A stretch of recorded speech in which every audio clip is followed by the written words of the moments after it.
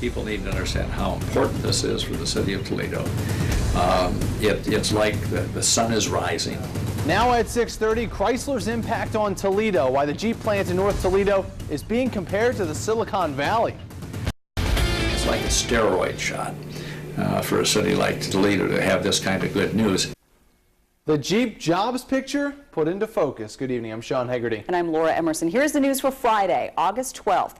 1,100 possible Jeep jobs will certainly boost the region economically, but how much and what would a plant expansion accomplish? Fox Toledo's Kevin Milliken went to Ann Arbor today to get an auto industry expert's take on the big picture.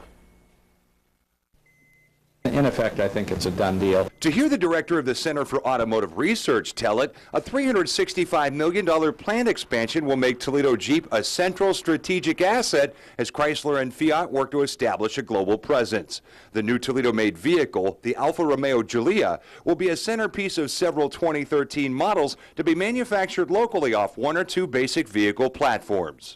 This will probably be one of the really mainstream vehicles. It's going to be very fuel efficient.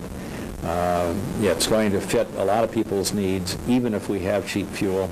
So I think this is a great win for Toledo. Cole predicts the plant will be a high-tech wonder, flexible enough to adjust its vehicle model mix on the fly to meet market demand, simply by adjusting manufacturing software. And, you know, people talk about high-tech and Silicon Valley and chips and iPhones.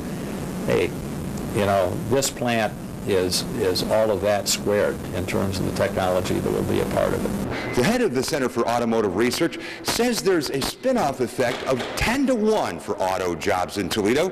That means if 1,100 people are hired, there could be 11,000 jobs created in the general community. People need to understand how important this is for the city of Toledo.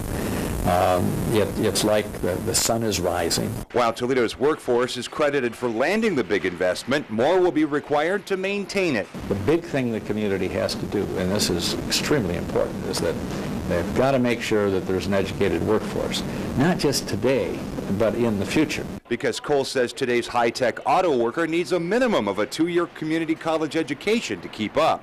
Kevin Milliken, Fox Toledo News. It looks like that tax abatement plan that Chrysler is pitching to TPS won't have any problems getting through Washington local schools. The Washington local treasurer says the issue will be discussed at a board meeting Wednesday, but he doesn't see any reason why it won't pass. TPS was asked to give up half of the property tax that it would have gained from the expansion, and the Washington local deal will be similar. The treasurer says the district allowed an abatement several years ago for a Jeep expansion, and he says he expects the district to continue to work as a good partner with the automaker.